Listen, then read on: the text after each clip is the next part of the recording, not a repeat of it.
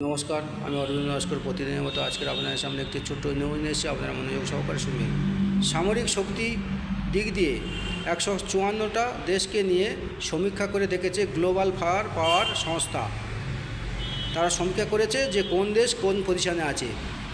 10-এর মধ্যে কোন দেশ আছে, তাহলে প্রথমে আমেরিকা, রাশিয়া, চীন, ভারত 4-এ, South Korea, United Kingdom, France, Japan, তুরস্ক বা টার্কি, ইতালি। 10-এর মধ্যে পাকিস্তান নেই, 10 নম্বর স্থানে পাকিস্তান নেই। ব্রাজিল 12 নম্বরে, পাকিস্তান।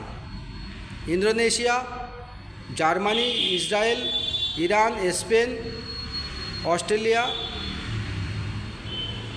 ইজিপ্ট, ইউক্রেন, পোল্যান্ড এবং 35 নম্বরে বাংলাদেশ। 35 নম্বরে বিচার করে দেখেছে সমীক্ষা করে সামরিক শক্তির দিক থেকে 35 নম্বরে বাংলাদেশ, 12 নম্বরে পাকিস্তান।